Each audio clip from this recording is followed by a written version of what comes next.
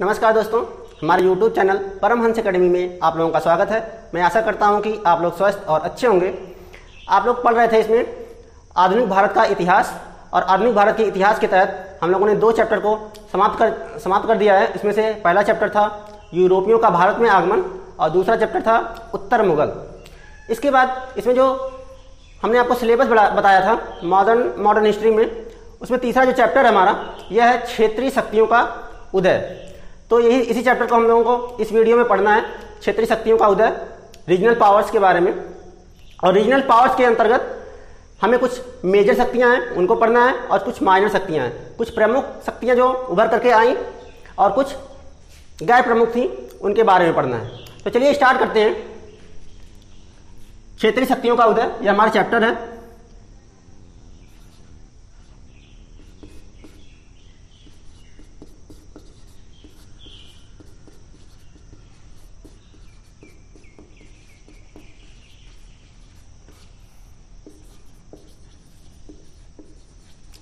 Regional powers, इसके बारे में हमें पढ़ना है। तो इसमें कुछ प्रमुख शक्तियां हैं और कुछ गैर प्रमुख शक्तियां हैं, देख लेते हैं। जैसे इसमें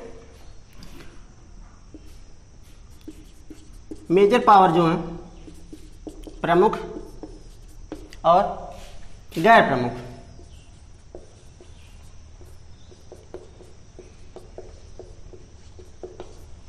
तो इसमें हमें जो मेजर पावर्स हैं, प्रमुख शक्तियां हैं, इसमें हमें कुल 3 शक्तियों के बारे में पढ़ना है। जैसे बंगाल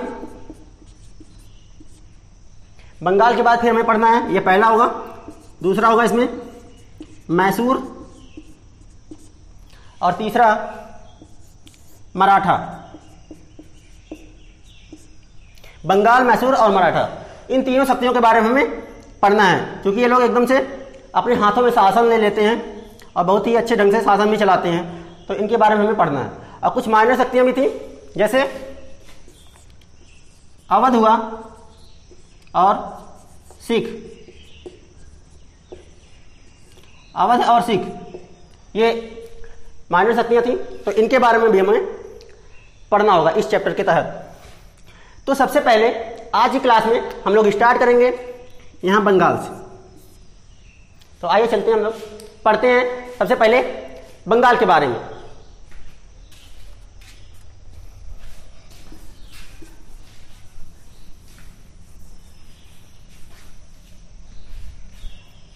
देखते हैं दोस्तों, इसमें बंगाल है।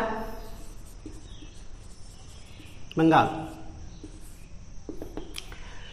तो 1700 ईस्वी का समय लगभग होता है। मुगलों का जो शासक थे औरंगजेब थे। औरंगजेब जो थे, यह मुर्शीद कुली खां को, मुर्शीद कुली खां इसका नाम है, यह नवाब है। कहाँ का? बंगाल का।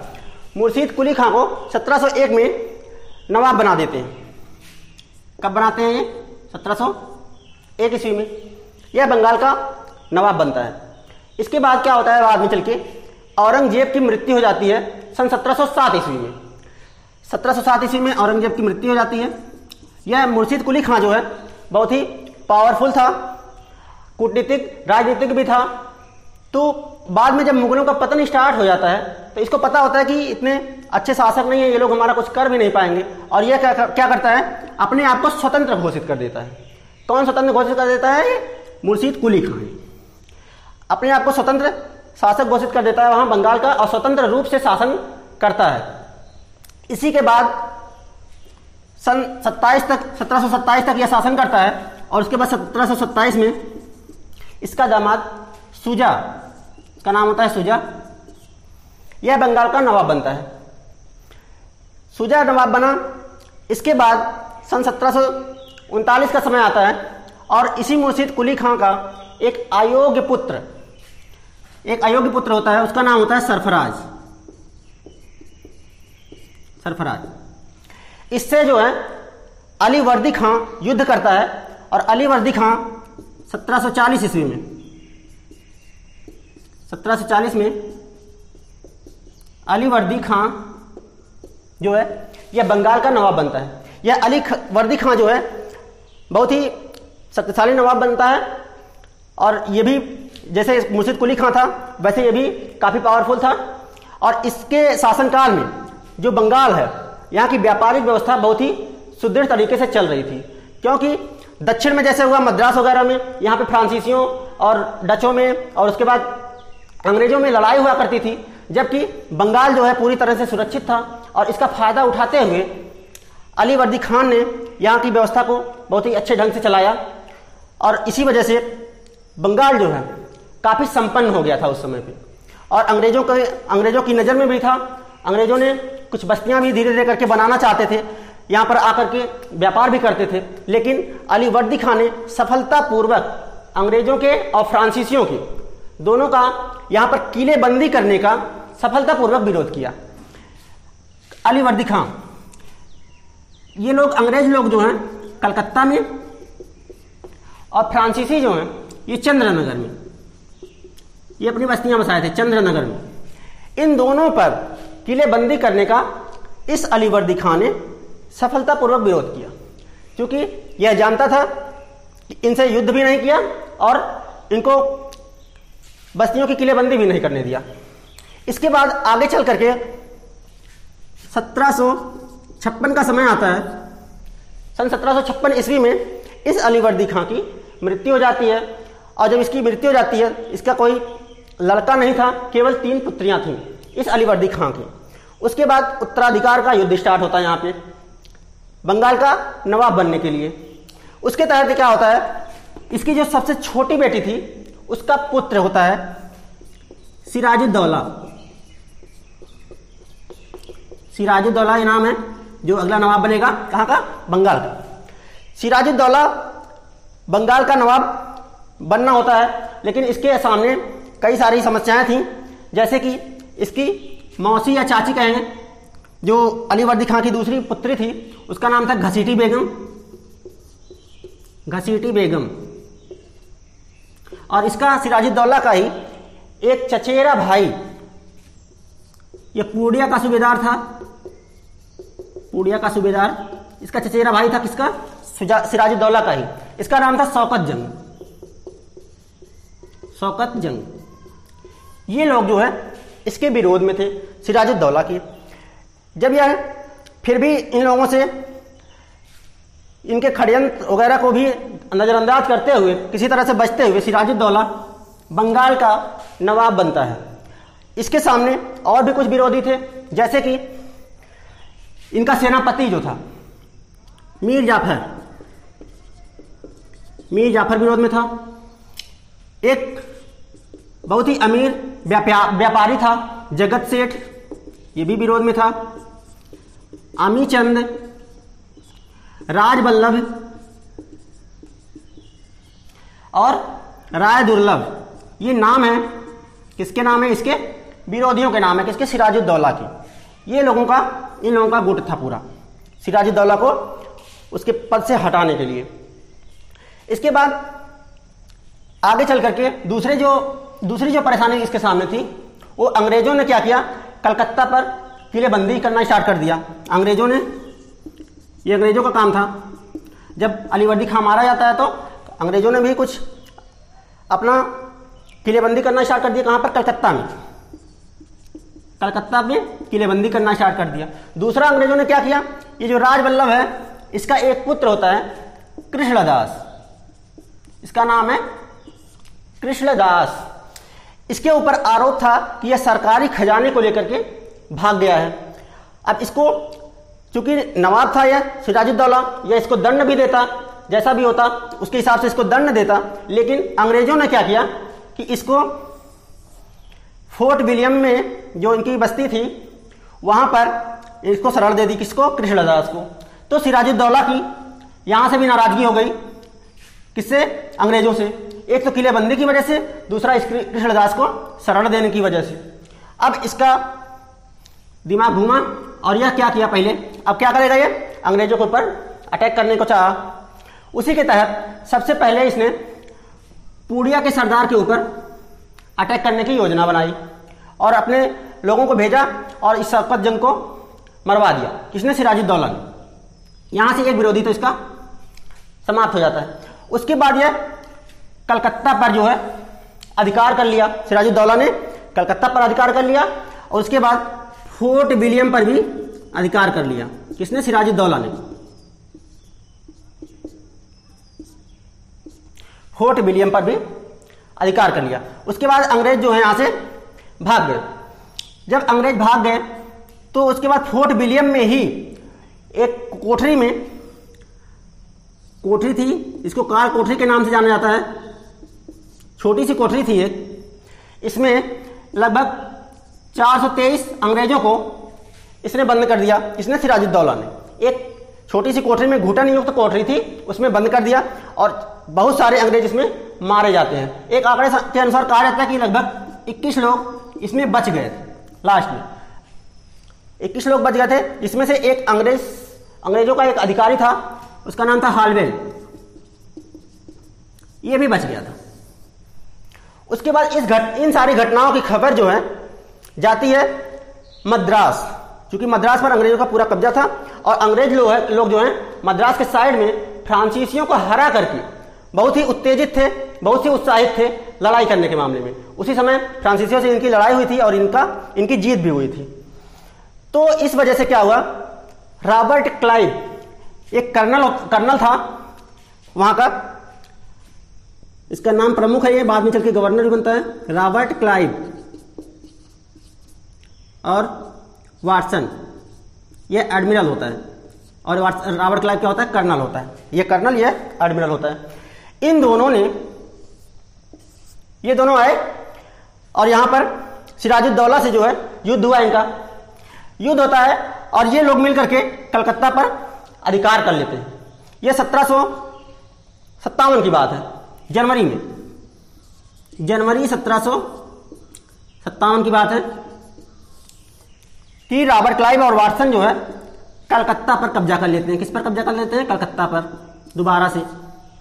इसके बाद फरवरी में ही सिराजुद्दौला, चूंकि ये भी उतना जानकारी इसके पास भी नहीं थी शासन करने की, जल्दी से ही शासक बना था, तो क्या किया इसने? इन दोनों से अलीनगर की संधि कर लिया। ये संधि इंपॉर्टेंट है। अलीनगर की संधि कर लिया कब? फरवरी 1757 ईस्वी में। किसने संधि कर लिया? सिराजुद्दौला ने रॉबर्ट क्लाइव और वाटसन से। लेकिन बाद में चल करके, चूंकि इसके सिराजुद्दौला के ये सारे विरोधी थे उसके दरबार में, अंग्रेज लोग जो हैं इन सबसे मिल जाते हैं आकर के। इधर घसीटी बेगम भी थी और ये सारे जो उसके दरबार में रहते थे, ये उसके विरोधी जो थे, ये सब मिल जाते हैं किससे? रॉबर्ट क्लाइव और वाटसन से। उसके बाद इस अलीनगर की संधि को ना मानते हुए, इसका बहिष्कार करते हुए, बाद में अंग्रेजों ने क्या किया? चंद्रनगर को अपने कब्जे में ले लिया, इस पर अटैक कर दिया। अब क्या होगा? यह संधि भी गई और अंग्रेज लोग इससे मिल भी चुके थे इन लोगों से। तो इसी का फायदा उठाते हुए बाद में चल करके एक इंपॉर्टेंट महत्वपूर्ण तिथि है, वो आती है 23 जून की, 23 जून 1757 ईस्वी। ये बहुत ही महत्वपूर्ण डेट है। इसी डेट को प्लासी का युद्ध होता है, प्लासी की लड़ाई अंग्रेजों में और सिराजुद्दौला के बीच। चूंकि ये लोग पहले से मिल चुके थे, मीर जाफर भी था इनके साथ और ये लोग भी मिल चुके होते हैं, और उसके तहत क्या होता है कि इसकी सेना में, इस युद्ध में, सिराजुद्दौला की सेना में लगभग 50,000 सैनिक थे। कितने? 50,000। जबकि अंग्रेजों की सेना जो थी इसमें केवल 3200 सैनिक थे। तो दोस्तों होगा क्या? बाद में चूंकि षड्यंत्र का शिकार बनता है ये सिराजुद्दौला आगे चल करके, और उसके बाद, एक मिनट,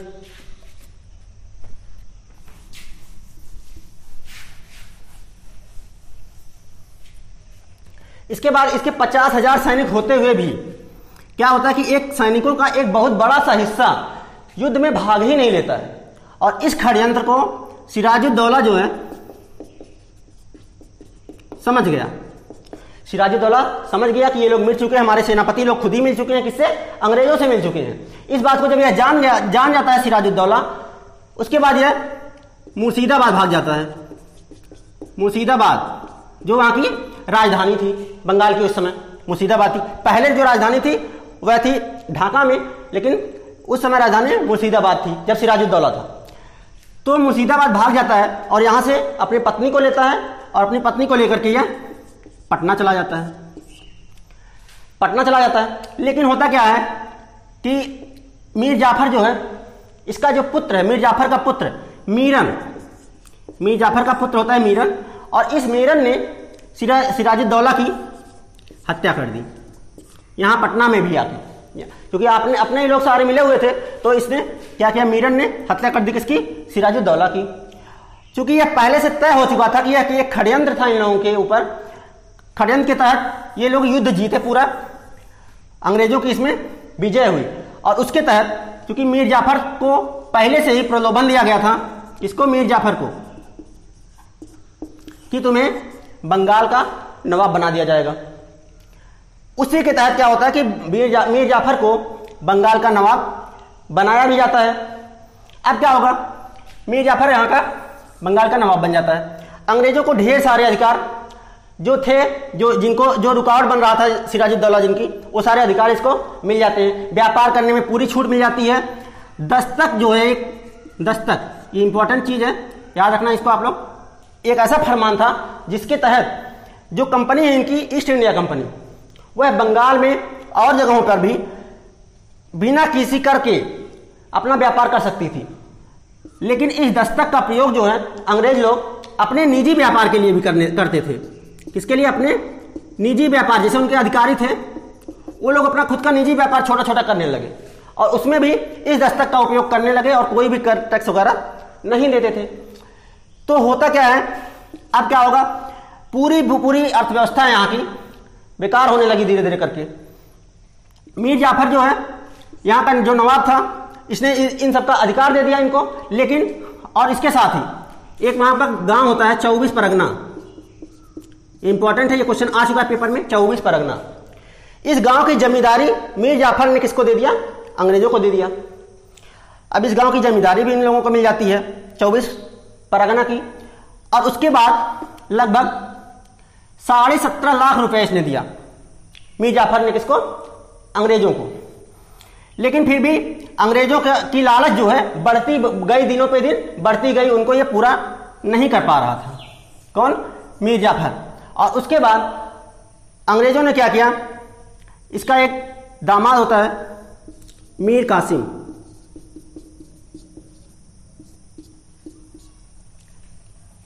मीर कासिम को यहां का मीर जाफर को हटा करके मीर कासिम को नवाब बना दिया जाता है। अब क्या बनेगा नवाब, कौन, मीर कासिम। लेकिन मीर कासिम भी एक योग्य शासक था, इसके अंदर बहुत ही प्रतिभा थी, और इसने अंग्रेजों की चाल को यह समझा अच्छे से, और इसने अंग्रेजों की तर्ज पर पश्चिम की तरह अपने सैनिकों को सुदृढ़ किया। और सबसे पहला इसने काम किया कि इन अंग्रेजों से थोड़ा सा दूर रहने के लिए इसने अपनी राजधानी इस मुर्शिदाबाद को मुंगेर में ले गया, ताकि इनसे थोड़ा सा दूर रहेंगे तो अपना जो भी करेंगे ये लोग जान नहीं पाएंगे। मुंगेर ले गया अपनी राजधानी, और इन लोगों से थोड़ा सा दूरी बना करके अपनी सैनिक स्थिति को सुदृढ़ किया। कौन, ये मीर कासिम। लेकिन बाद में चलते चलते फिर ये भी उनकी शर्तों को पूरा नहीं कर पाया, और इन लोगों को लगा, अंग्रेजों को बाद में लगा कि यह डचों से और लोगों से मिल करके हमारे अधिकारों को छीन सकता है, और इसके तहत अंग्रेजों ने जो है मीर कासिम के ऊपर अटैक करने की योजना बनाई। मीर कासिम जो है भाग जाता है वहां से, और भाग करके आता है इलाहाबाद, और इलाहाबाद से यह संपर्क करते हुए अवध के जो नवाब होते हैं उस समय, अवध के नवाब याद रखिएगा आप लोग, उस समय अवध के नवाब होते हैं, इनका नाम है शुजाउद्दौला, इनसे आकर के संपर्क करता है और इनको अपने में मिला लेता है, कहता है कि मतलब लड़ाई करने के लिए तैयार करता है कि अंग्रेजों से लड़ाई करना है। शुजाउद्दौला को मिलाया। उसके बाद मुगलों के जो बादशाह थे उस समय, मुगलों के, उनका नाम था शाह आलम सेकंड। उत्तर मुगल वाले चैप्टर में हमने आपको बताया था इनके बारे में, शाह आलम सेकंड के बारे में। शाह आलम सेकंड इनके पास भी आता है, इनसे भी संधि करता है और अंग्रेजों को अंग्रेजों के ऊपर अटैक करने के लिए इनको भी मना लेता है। उसके बाद यहीं से स्टार्ट होता है एक ऐसा युद्ध जो कि अंग्रेजों को भारत में सत्ता हथियाने के लिए बहुत ही सफल साबित होता है। तो उसके बाद क्या होगा, ये शुजाउद्दौला, शाह आलम सेकंड और ये मीर कासिम, तीनों लोग मिल करके युद्ध करते हैं और यह युद्ध बक्सर के युद्ध के नाम से जाना जाता है। तो आइए देखते हैं।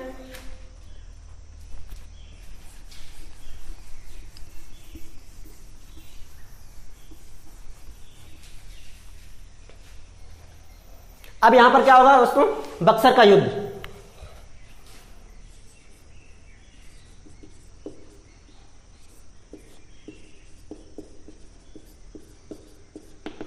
सन 1764 ईस्वी। इसमें क्या होता है, जैसे कि 1757 वाला युद्ध, प्लासी का युद्ध जो था, यह तो एक षड्यंत्र का परिणाम था, लेकिन 1764 का जो युद्ध है यह अंग्रेजों की सैनिक शक्ति का परिणाम था। क्योंकि अंग्रेज लोग पूरी क्षमता के साथ लड़ाई किए यहां पे आकर के, और मीर कासिम, शुजाउद्दौला और शाह आलम सेकंड, इन तीनों की संयुक्त सेना के साथ अंग्रेजों की लड़ाई होती है और बहुत ही विधिवत तरीके से भीषण युद्ध होता है और उसमें अंग्रेजों की विजय होती है और इनकी सेना हार जाती है। अब क्या हुआ, शाह आलम सेकंड चूंकि एक मुगलों का साम्राज्य का, इतने बड़े साम्राज्य का राजा था, इस पर अंग्रेजों की विजय ने एक तरफ से बहुत ही गलत मैसेज भेजा भारतीय लोगों के साथ।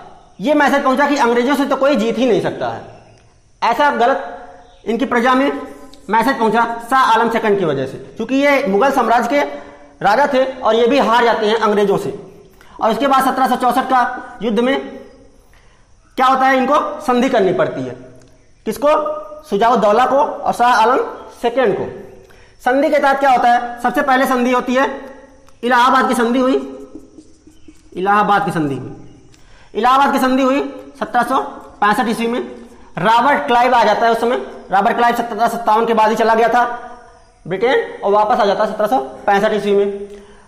रॉबर्ट क्लाइव से ही युद्ध, इनकी संधि होती है रॉबर्ट क्लाइव से और शाह आलम सेकंड और शुजाउद्दौला से। तो पहली संधि जो है वो शुजाउद्दौला से होती है। तो शुजाउद्दौला से जो संधि होती है उसमें यह था कि इलाहाबाद जो है और सोरा, इन दोनों को मुगलों को दे दिया जाएगा। पूरी तरह से किसको दे दिया जाएगा, शाह आलम सेकंड के क्षेत्र को, मतलब मुगलों को दे दिया जाएगा। इसके बाद और क्या करेंगे, इलाहाबाद और सोरा इन लोगों को मिल गया। युद्ध हार जाने के रूप में 50,000 देंगे। पहली बात तो 50,000 रुपया देंगे युद्ध हार जाने के रूप में। इसके बाद कई सारे अधिकार इनसे ले लेते हैं और उसके बदले में ये लोग कह देते हैं कि हमारे जो सैनिक हैं वो आपके क्षेत्र में रहेंगे और उनको हमारे सैनिक भी वहां पर देख रेख आपके जो साम्राज्य है वहां पर कर सकते हैं। ये सारे अधिकार मिले। उसके बाद शाह आलम सेकंड से जो है संधि करता है, इनको 26 लाख रुपया वार्षिक पेंशन में, कितना, 26 लाख रुपया वार्षिक पेंशन में शाह आलम सेकंड को ये देगा। कौन, अंग्रेज लोग देंगे वार्षिक 26 लाख रुपया। और इसके बदले में बंगाल, उड़ीसा और बिहार, यहां का पूरा राजस्व वसूलने का अधिकार प्राप्त कर लिया। किसने, अंग्रेजों ने। जब यहां का अधिकार प्राप्त कर लिया इनसे, उसके बाद जो बंगाल है यहां पर अंग्रेजों ने नवाब बनाया एक छोटे से बच्चे को, जिसका नाम था नजमुद्दौला। इसको नवाब बना दिया इन लोगों ने, इसको, नजमुद्दौला को। और इस नजमुद्दौला को इन लोगों ने 53 लाख रुपए के बदले में 53 लाख रुपए दिए इनको वार्षिक के तौर पे। किसको, नजमुद्दौला को दिए। कितने रुपए, 53 लाख रुपए दिए, जिससे इससे इन लोगों ने प्रशासनिक कार्य जो था, प्रशासनिक कार्य ये भी अपने हाथ में ले लिया। किसने, अंग्रेजों ने। अब अंग्रेजों के पास पूरा राजस्व, कर भी वसूलने का अधिकार मिल गया और पूरा प्रशासनिक कार्य भी करने का अधिकार मिल गया। पूरा शासन हो गया किसका, अंग्रेजों का। लेकिन अपनी कूटनीति के चलते ये जो था रॉबर्ट क्लाइव बहुत ही दिमागदार था और अपना दिमाग लगाया इसने कि इतना बड़ा क्षेत्र है बंगाल का, लगभग 1 लाख से ज्यादा ही जनसंख्या है, और इस पर शासन करना, अपने पास इतने अधिकारी भी नहीं लोग हैं, तो अधिकारी लोगों की भी कमी थी। तो ये सोचा कि पहले क्या करते हैं, यहाँ पे यहीं से स्टार्ट होता है द्वैध शासन। द्वैध शासन इसने लगाया, किसने? रॉबर्ट क्लाइव ने। इसने द्वैध शासन लगाया। इस द्वैध शासन का क्या मतलब है, इसको जानते हैं पहले कि यह द्वैध शासन क्या था।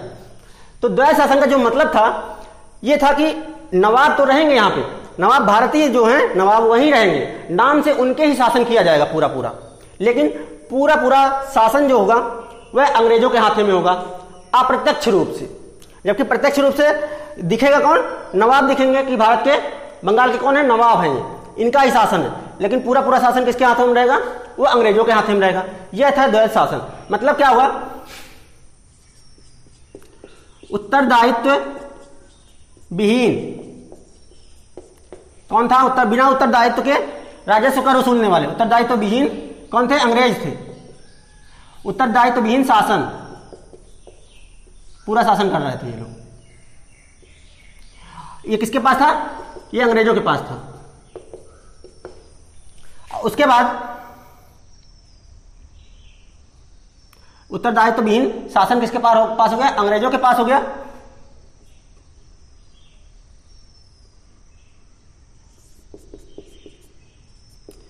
शासन विहीन उत्तरदायित्व, ये किसके पास हो गया? नवाब के पास हो गया। क्या खाली नाम का शासन रह गया? पूरा पूरा हो गया अंग्रेजों का। पूरा पूरा उत्तरदायित्व, कुछ भी गड़बड़ होगा तो किसका उत्तरदायित्व था? यह नवाब का उत्तरदायित्व था। जबकि कर कौन वसूलता था? पूरा पूरा अंग्रेज वसूलते थे, और प्रशासनिक कार्य इनके नाम से करते थे केवल, वो भी कौन करता था? पूरा पूरा केवल अंग्रेज ही करते थे। तो उसके बाद क्या हुआ? इतना ज्यादा भ्रष्टाचार फैल गया बंगाल में, इतना ज्यादा भ्रष्टाचार फैल गया, उसकी वजह से वहां की अर्थव्यवस्था पूरी तरह से चरमरा गई। क्योंकि ये लोग क्या करते थे? बोली लगाते थे। ये लोग कर वसूलने के लिए बोली लगाते थे कि जो ज्यादा हमको पैसा दे देगा इकट्ठे, वो चाहे जितना कर वसूले, हमसे मतलब नहीं है। ये अंग्रेजों ने कर दिया। अब वहां की जनता में पूरा पूरा आक्रोश आ गया। वहां पे लोग खेती बाड़ी करना बंद कर दिए। कोई भी काम था, जैसे बुनकर लोग कपड़ा बनाने का काम करते थे, ये लोग अपना अंगूठा तक काट लिए, यहां तक की स्थिति फैल गई। इन लोगों ने कहा कि काम करने से अच्छा है कि बेरोजगार ही रहना सही है। जब काम करने के बदले में भी कुछ नहीं मिलने वाला है, इससे अच्छा है कि हम बेरोजगार ही रहें। इससे क्या हुआ? पूरा पूरा जो इतना अच्छा बंगाल का व्यापारिक स्थिति थी, पूरी पूरी चरमरा गई। अब क्या होता है? 1772 ईस्वी में वारेन हेस्टिंग गवर्नर बनकर आता है कलकत्ता का। वारेन हेस्टिंग गवर्नर बनकर आता है, और सबसे पहले इसने यहां पर देखा कि ये सारी स्थिति पैदा हो गई है। तो वहां पहली बात तो जो अंग्रेजों की संसद है ब्रिटेन में, वहां पर एक कार्नवालिस होता है, बाद में भारत का गवर्नर ही बनता है कार्नवालिस। वहां की संसद में रहता है, ब्रिटेन की संसद में उस समय, और यह जाकर के वहां पर टिप्पणी करता है कि दुनिया की ऐसी कोई सरकार नहीं है जो कि इतनी भ्रष्ट है जितनी की भारत में एक कंपनी की सरकार है। किसकी सरकार है? एक कंपनी की सरकार जितनी भ्रष्ट है भारत में, उतनी दुनिया में कोई ऐसी सरकार नहीं है। तो उसके तहत वारेन हेस्टिंग भारत का जो है बंगाल में गवर्नर बनकर के आता है 1772 ईस्वी में, और यह आकर के सबसे पहला काम करता है, द्वैध शासन को समाप्त कर देता है। द्वैध शासन समाप्त हुआ। इसके बाद क्या होता है? 1773 ईस्वी में रेगुलेटिंग एक्ट पारित हुआ। कौन सा एक्ट? Regulating act. ये एक्ट पारित हुआ, और इस एक्ट में यह फरमान था कि जो बंगाल का गवर्नर होगा वह गवर्नर जनरल बन जाएगा। क्या बन जाएगा? Governor general. और जो मद्रास प्रेसिडेंसी है और बॉम्बे जो प्रेसिडेंसी है, इन दोनों जो प्रेसिडेंसी है, यहाँ के जो गवर्नर हैं, इस गवर्नर के जनरल के अंडर में आ जाएंगे। तो ये था गवर्नर जनरल का, और यहां से गवर्नरों का रूल पूरा पूरा बंगाल पर छा जाता है एक तरफ से, और उसके बाद बंगाल होते हुए पूरा एक क्षेत्र पर भारत के अंग्रेजों का विस्तार हो जाता है। तो इस तरीके से था ये क्षेत्रीय शक्ति, कैसे बंगाल पर अंग्रेजों की विजय हुई, कैसे एक एक करके इन लोगों ने कब्जा किया बंगाल पर, लड़ाई किया और शासन को सुव्यवस्थित ढंग से अपना यहाँ पे हथियार लिया पूरी तरह से। तो ये था पूरा क्षेत्रीय शक्तियों में। पहली क्षेत्रीय जो शक्ति थी हमारी कौन सी थी? बंगाल, जो हमने आपको बताया था। तो बंगाल यहाँ पे समाप्त होता है। इसके बाद दूसरी क्षेत्रीय शक्ति के बारे में हम लोग पढ़ेंगे, मैसूर के बारे में, जैसे वहाँ पे हैदर अली और टीपू सुल्तान का शासन होता है। तो उसको हम लोग नेक्स्ट वीडियो में पढ़ेंगे। तो आज के लिए बस इतना ही। आप हमारे चैनल को सब्सक्राइब कीजिए, हमारे वीडियो को लाइक कीजिए, शेयर कीजिए, कमेंट्स कीजिए। धन्यवाद।